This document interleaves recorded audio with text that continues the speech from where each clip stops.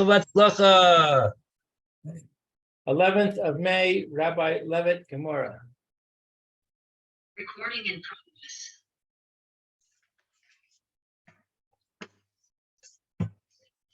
Okay.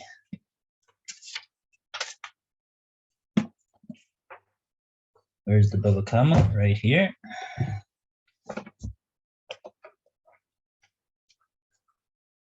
And we went on to a new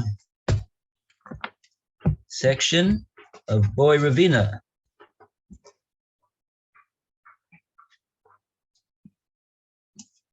Boy Ravina.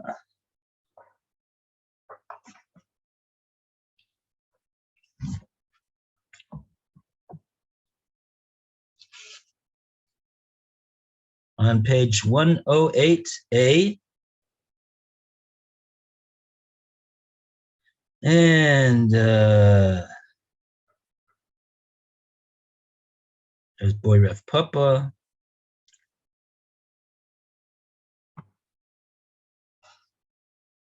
Is it Chomesh Uchela? Yeah, yes. Okay, it's on 108A1, right-hand column, second to the last paragraph.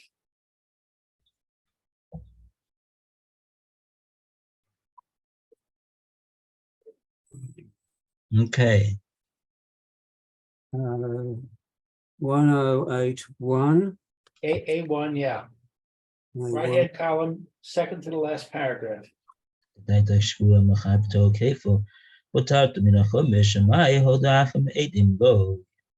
בכדי, שבוע לא מחייב כפלת חייבי חומש, אלא לאו שמאמינה, מומן מחייבתו כפל, פוטרת מן החומש, מאמינה. Boy Ravina. Okay.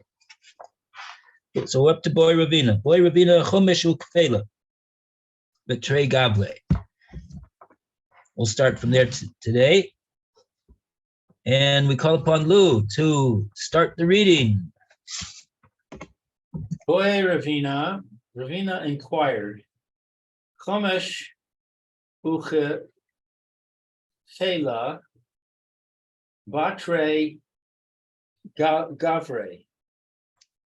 Let's see, the 1/5 and the double.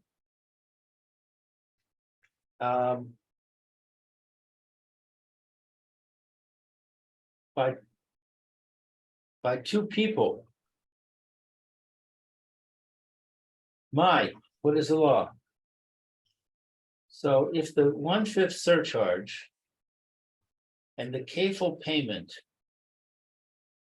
for the same sum of money are incurred by two people, what is the law?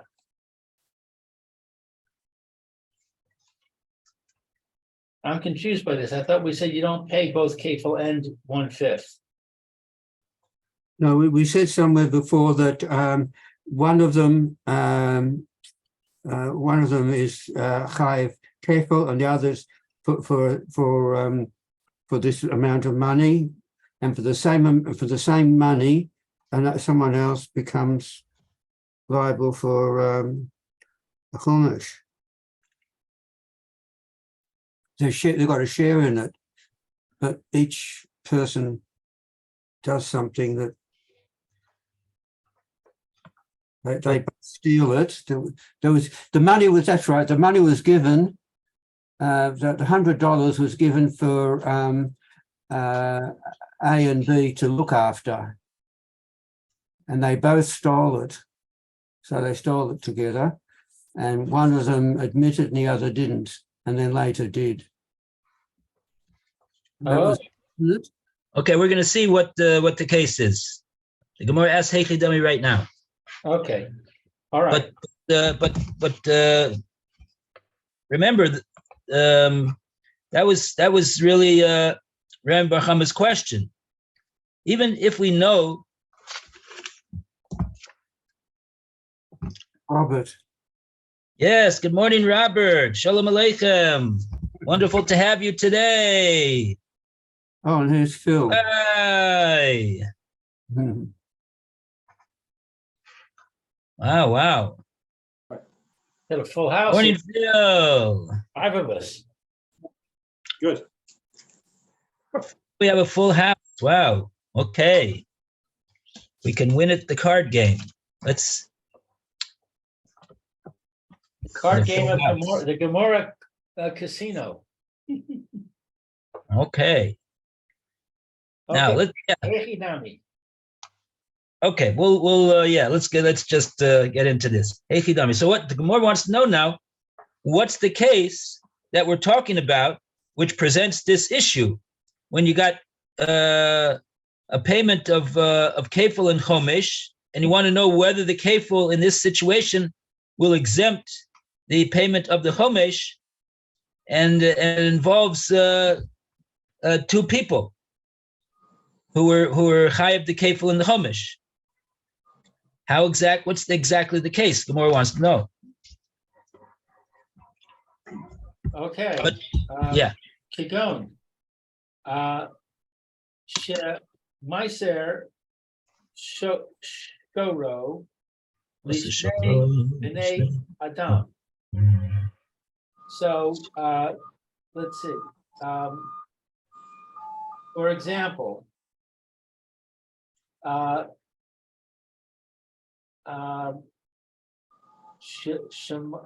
Shemasar. What is Shemasar? Transferred to, gave over to. Entrusted. Okay, he entrusted his ox to two people. Vitanu vo tanas ganav. And they claimed that it was stolen. Yeah, Ta'anu is Lashon Rabim. So they both made this claim that it was stolen from them. Right.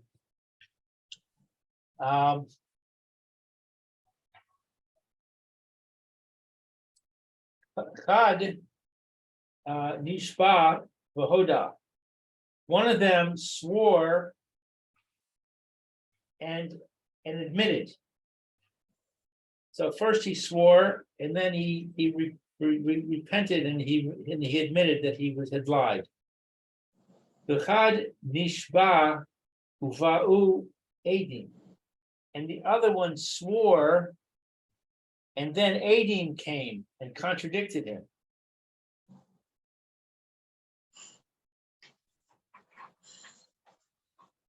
What is the law? Much more. So the one who swore and repented, he has to pay chumash, and the one who swore and was contradicted, he has to pay kefil. Right, now over here, it's important to note that I think it's important to note that why is this second guy chayav kefil over here? It's because he made a claim of ton tanis ganav, and then he swore falsely, and then the witnesses proved that he swore falsely. Right? Well, that's what I would say. I mean, in other words, I got two choices over here.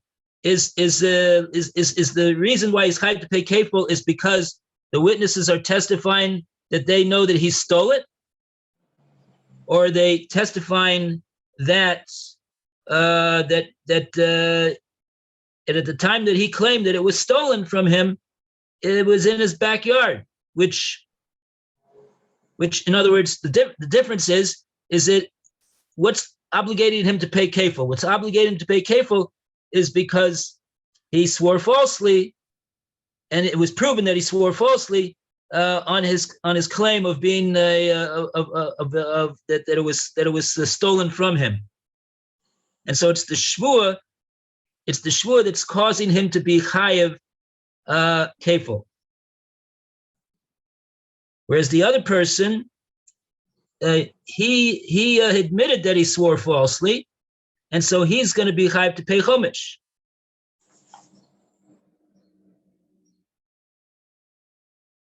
Oh, so let's see. We're in the middle over here. Let the Gemora continue to talk. Amrinan bechad gavra kafid rachamana below mishalem. Do we say b'chad gavra kapid Chumsha uchatela. Do we say regarding the one person that the merciful one was particular that he should not pay the 1/5 and the kefil.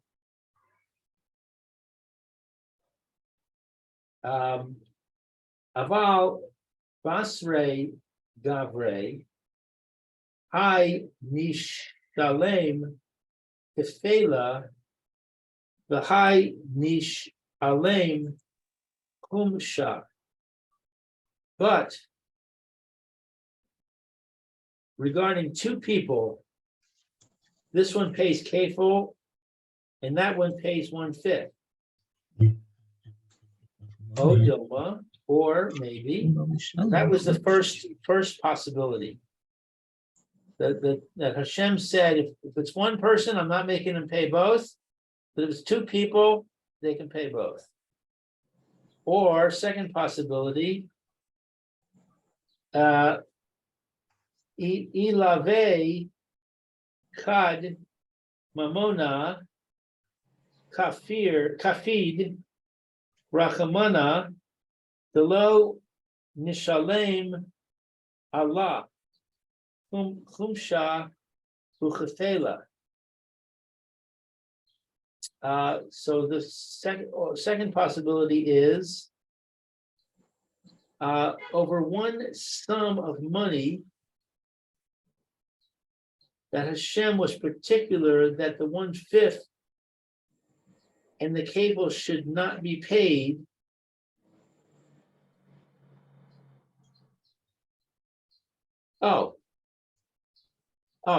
So the second possibility is it's not relevant whether it's one or two people. It's relevant whether it's one sum of money. Right.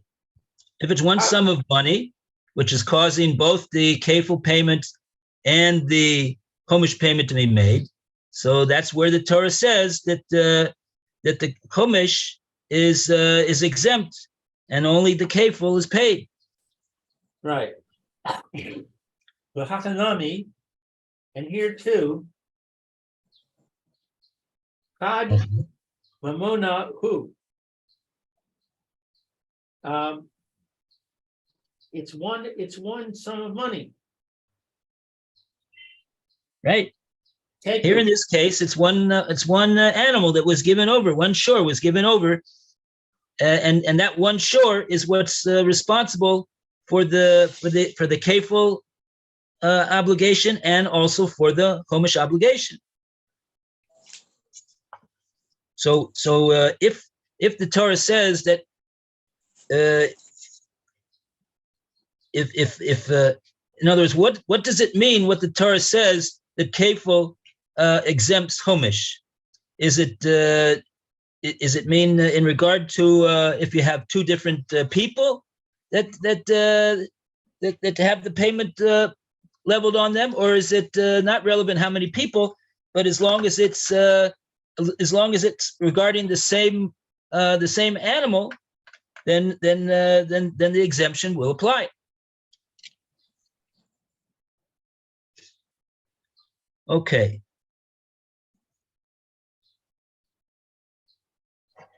Okay, so we started out by asking you a question. If you've got 1/5 and a kafel that are due by two people, what's the law? And the answer is, we don't know. Right. Equal. Right. Thank you. Right. Sometimes the Gemara says we don't know. Teku.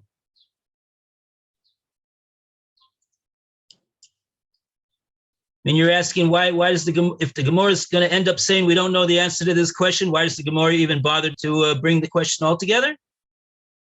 Well, yeah, you could say that.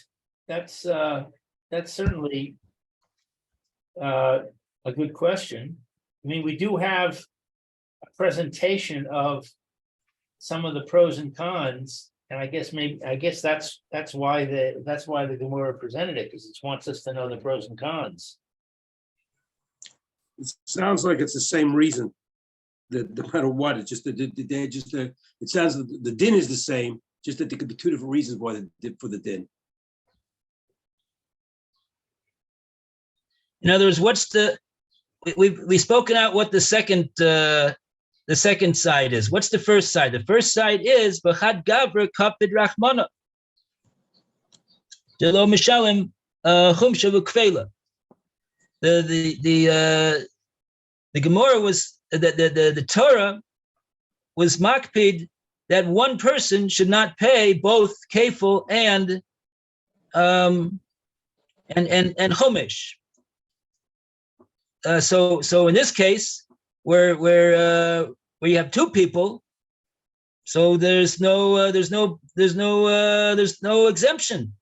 There's no exemption of the kefil doesn't part to the chomesh only in the event that one person is paying both the kefil and the chomesh. But here, where one person is going to be paying the kefil and the other person is paying the chomesh, even though it's all in regard to one shore and one case. But since it's two different people that are having to pay the two different payments, so perhaps the Torah says in such a case that the exemption doesn't apply. That's the first side.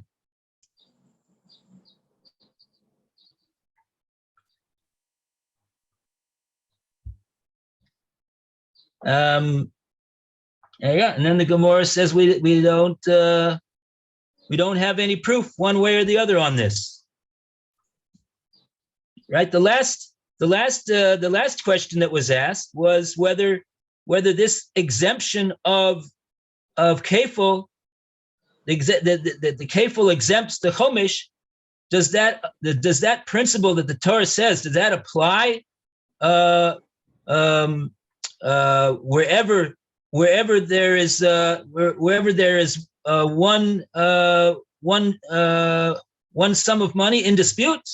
Is that whenever, as long as it's all in regard to one animal, that both of these payments were incurred?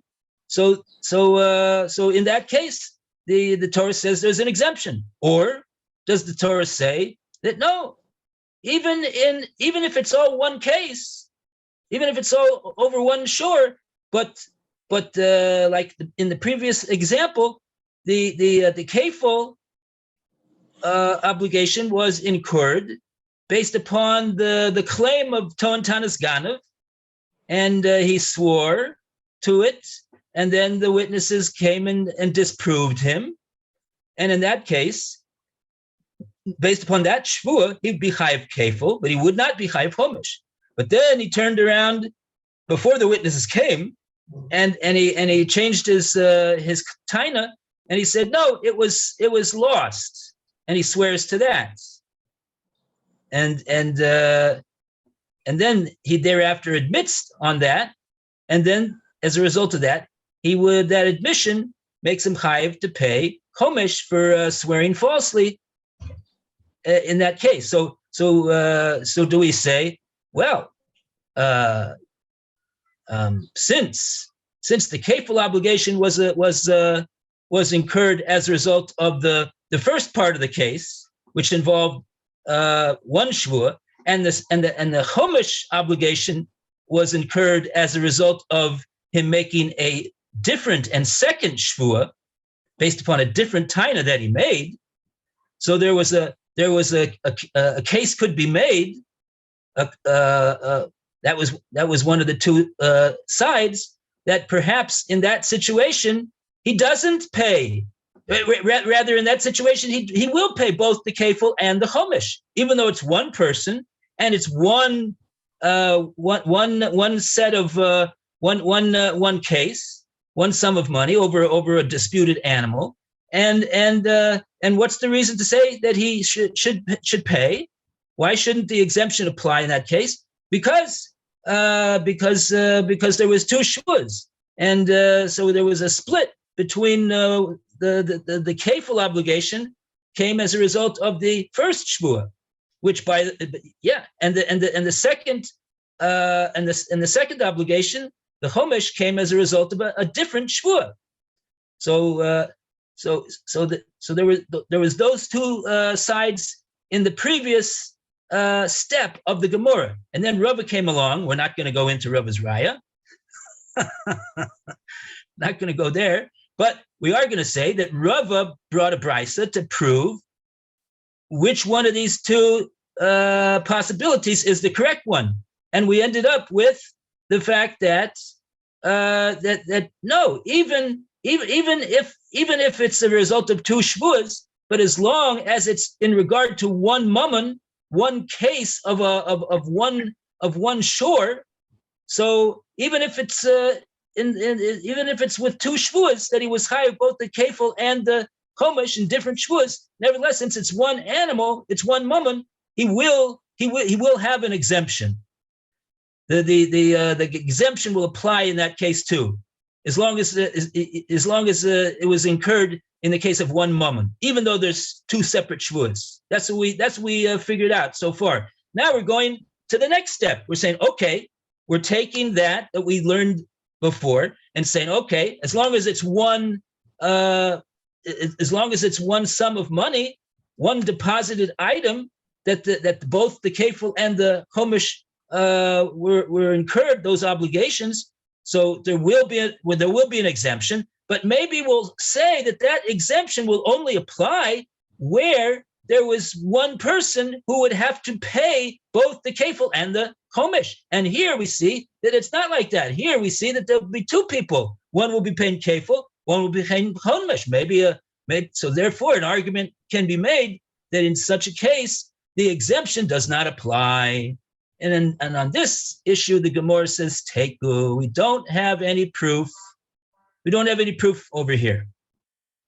We could say all sorts of nice ideas and svoras this way or that way, but if we don't have a proof from a brisa, from a statement of a Tana, or even an Amora, we're going to say Teiku.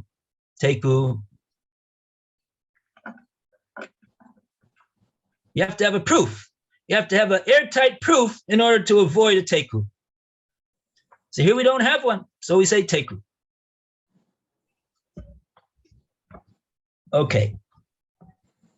Do we have any Rashi over here? I don't think so.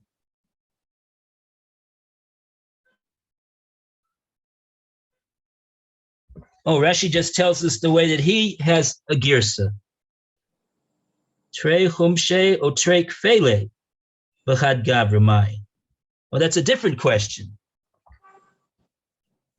Haki Garcinin. Oh, maybe that's the next thing that we're going to say right now. Let's take a look at what we're going to say right now. Okay. So Phil is the only one that didn't read. Did Roy, you didn't read yet? Yeah, I did. You did. Okay, and Lou also read. So we'll go to Phil to read the Gemora here.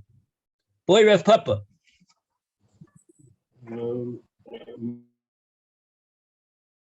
Trei chumshe or trei kefela, b'chad gavra, mai. If there were two chumash payments or two kefil payments with one person, what do you do? And now we need the question. Hechidami. What case are we talking about? Shaitan Tanas Ganav. No, what's no, Ovid. Shatanas Tanas Ovid. So somebody made a claim about it being lost. Vinishba, and he swore falsely about it. V'choda, and he admitted it. V'chozer, and now he changed his mind. He went back. Vitan Tanas Ovid, and there was another claim of Tanas Kanan. Vinishba, second thing, he's doing it twice, and he swore again. V'choda, he admits it again. Okay, so there are two false. Whatchamacallit here? There are two shvuas that are false. So the question is, what's going to be the case on this? Because he's admitting it. So are we going to say that because he swore falsely two times, that's going to mean he's going to have to pay 2 kefils, or he admitted it twice? So because he admitted it twice, does that mean he's going to have to pay 2 chumshe? So what's happening in this case here? Okay. Should I get to the inami, or is there? Oh, I'm sorry. Okay, yeah. Inami. Inami, we have an alternate reading here.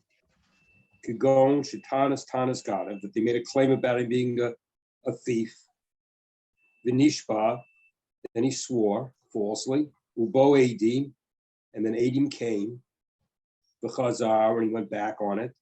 And again, Tanas Ganav, same thing, Vinishba, and he swore again falsely. Ubo Edim came. What would be the law in those kind of cases? Okay. Do we say Amrina Trey Gavne Mamona?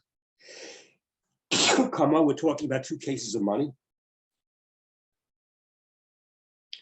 Let me just say, I just lost my place here. 2 places of money. That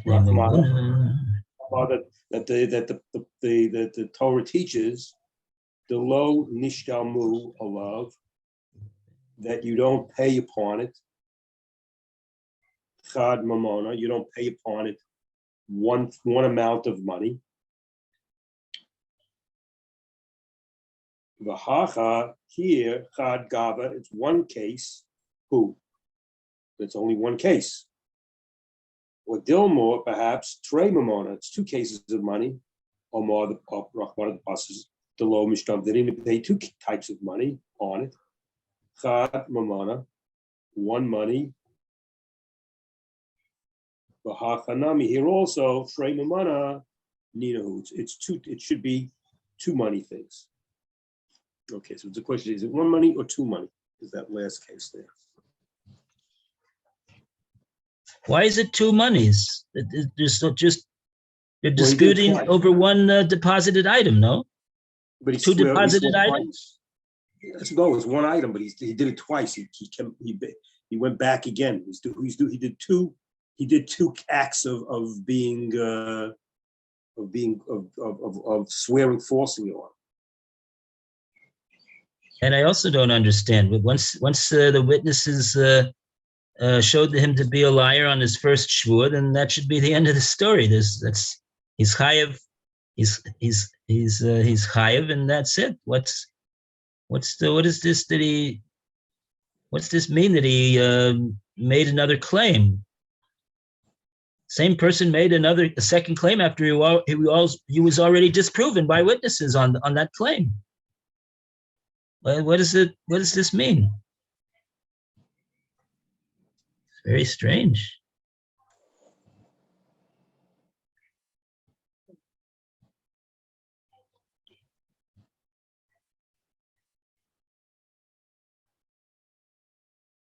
I would have thought that the Besdin will say, sorry, Charlie,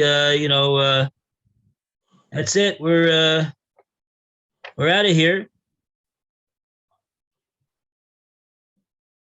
That's the end of the case. What is this?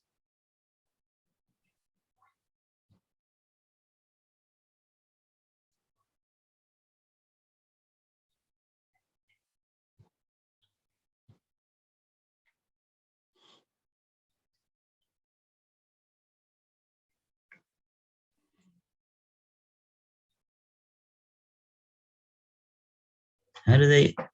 Maybe Rashi helps us with this. No, Rashi doesn't. What does this mean? Choser b'toan tanis ganav.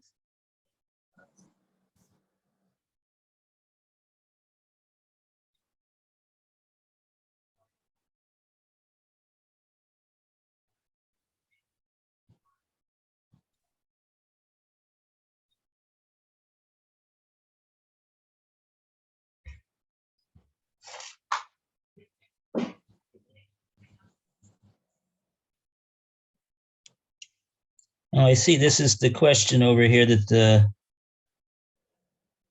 Tosus is asking over here. Chazar. Yeah, that's Tosus' first question on the. Oh, here comes Alan. Alan is trying to get in. Now we're going to have a full house and more. Welcome back, Alan. You got your picture? There we go. Yay.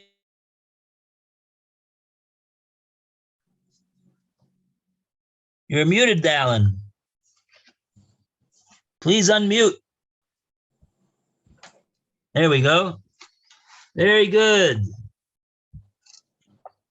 So this is Tosos Dibur Maskil B'Chazar. This is the towards the bottom of the page. Tosos says Tema. Heach heshbi'u bezdin kevin shenifter bebezdin b'shvua rishona.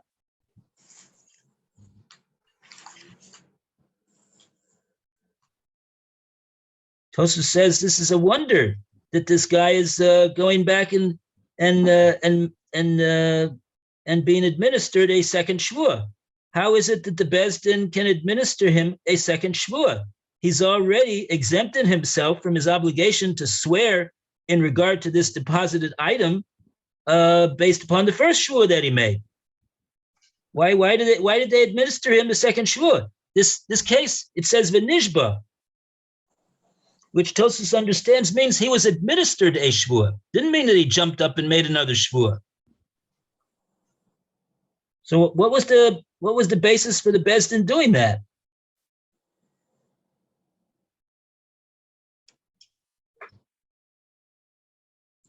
Oh, and then Tosus says, maybe you'll say that what the guy means to say is that afilu chazer beton shla'achar shvur rishona nignav. Right? Because remember, the people that are, the witnesses that are coming and testifying against him and saying, well, what are they saying? The way we understand it is like the way Rashi said in the first Rashi on the page. Witnesses are coming and saying that at the exact time that this guy made his shvua, that it was lost, at that exact time, it was in his backyard. So let's say he's testifying and swearing that at 10 o'clock in the morning, the animal was stolen, and the witnesses come and they say, well, sorry, we were there at 10 o'clock in the morning at this guy's backyard, and we saw that the animal was right there. It wasn't stolen. And so now, says Tosus, maybe you'll say that the reason why this guy is making a second claim and a second shvua is because he was chazer b'tan shle'achar shvua rishona nigna. He's saying, okay, true, you got me on the shvua that I made that the animal was stolen at 10 o'clock in the morning. But really, you know what happened? It was stolen at 10:30. And he swears to that.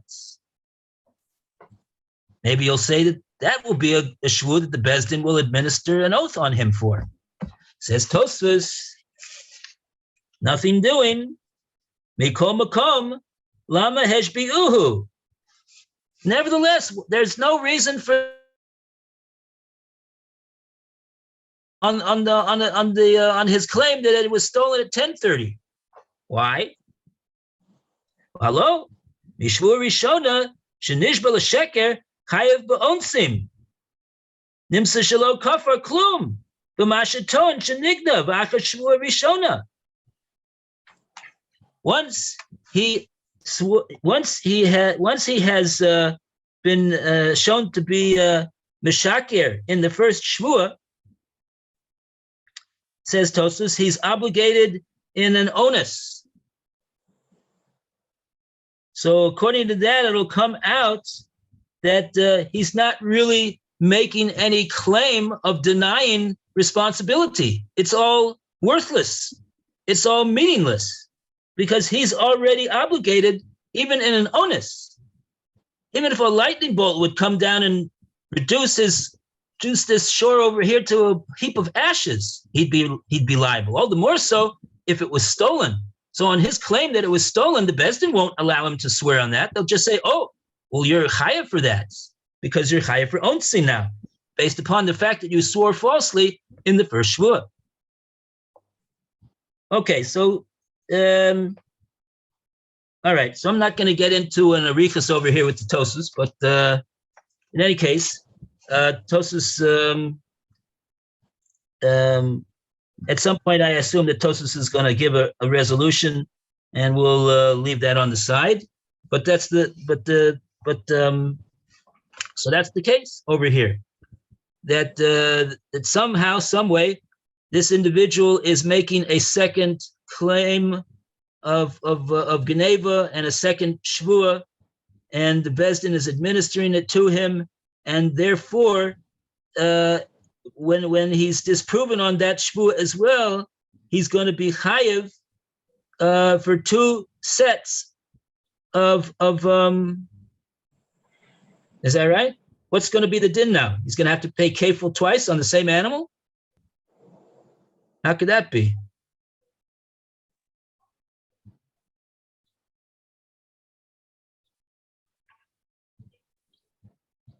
Okay, anyway, the Gemora wants to know. So I'm reading Trey Gavne Mamona Ka'amar. Rachmona Deloy Nishtalmu Ilove Chad Mamoina. V'hocha Chad Gavnehu.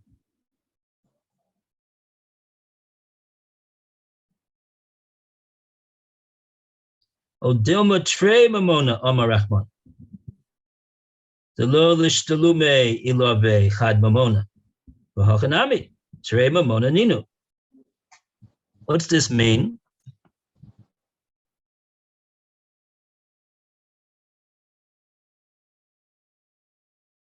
Let's go with this idea that the Tosfos rejects that at least I think he rejected it. That the guy is now coming and saying no, but it was in fact stolen at 10:30, and he's making a shvua on that. And then the Beis Din administers the shvua, and then the witnesses come in and say no, it was we were there at 10:30 also. And the animal was still there, just like it was there at 10 o'clock in the morning. The animal was still there at 10:30 also. So this is the case, and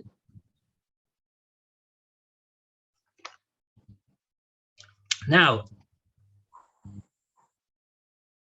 so what's the question over here that Gemora has? Mi amrin Trey Gavne Mamona Ka'amar Rachmona Delo Nishtalmu Ilave Chad Mamona V'hacha Chad Gavnahu. What's the Gemara mean when it says Trey Gavne Mamona Ka'amar Rachmona Delo Nishtalmu Ilave Chad Mamona? I think what that means is that this, what we see from Kefil and Chomesh, is that we see two different types of monetary obligations. You've got Kefil, that's one type of a monetary obligation, and you got Chomesh, a separate monetary obligation. And on that, the Torah says Lo nishtalmu ilove chad mamona. One of them he's not going to pay.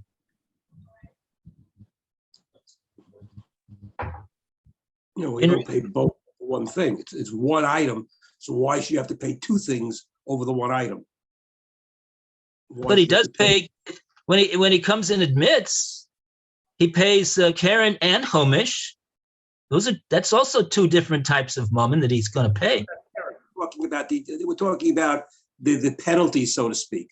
That that you can make him pay the Homish, you can make him pay the kefil. You can't make him pay the kefil and the Homish. You can't make these two knasim on one amount of money that we were fighting about that it originally happened on. It was only one item of type of money. It was only one principle that this thing was dealing with. And you want him to pay two things on it. So you really can't make him pay kefil and Homish. You want to say that mamona over here is really referring to a knas? Two types of knasos he can't pay? Yeah, because you're calling it a money thing that he has to pay.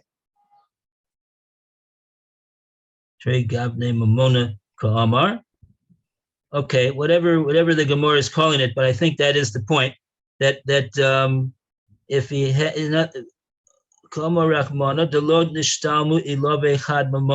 but here chad gavnahu, here it's all one type of. It's two kefils. Mm-hmm. So we're going to have him pay two kefils. Because this that we say that kefil patris homish, that's because that was trei gavne mamona. There was two different types of payments. So that's where we said that he's not going to pay two different monetary payments if it all is in regard, in any case, to one disputed deposited item, one mammon. So that's the first side. Or the second side says, no, Dilma, Trey Mamona, Amarakmona, Delo, Lishtalmu, Ilabe, Had Mamona. V'hachanami. Here we have a case of Trey Mamona Ninu. In other words, here we're leaving out the word Gavne. Gavne is different categories of payment of mammon, different types of mammon, such as Chomish and Kefil. That you don't pay both of them on one disputed item. But here we don't have that. Here we have two payments of Kefil. He's going to pay Kefil based upon the first shvua. He's going to pay Kefil based upon the second shvua that he made. So it's the same. It's not Trey Gavne Mammon. It's just Trey Mamona. And Trey Mamona, the Torah says, one second. This side is saying, even if it's the same type of mammon, the Torah says that Amar Rachmanu Delo Lishtalmu Ilov Echad Mamona. You still will. The Torah says that he won't be chayav to pay on one of the mammons, even though it's the same type of mammon. It's not like Chomish and Kefil.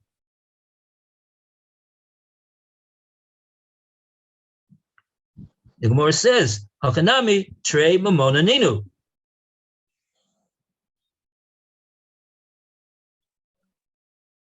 There are two monetary payments in regard to the same type of monetary payment. Two kefils, and therefore it's not the same. It's not the same story as the story with the kefil and the chomish, where the Torah says there's an exemption on one of them. Here, it's not comparable. So therefore, there will. Getting mixed up, and is the Torah saying, is the Gemora saying that there will be an exemption? There won't be an exemption.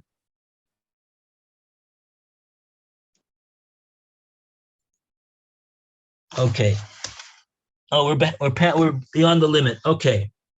Okay, we'll get back to this tomorrow. Or not tomorrow. We'll get back to this on Yom Rishon. All the best, everybody. Thank you. Shabbat shalom to everybody, Shabbat Everybody shalom to Robert. especially to Phil. Good Shabbos. To Phil.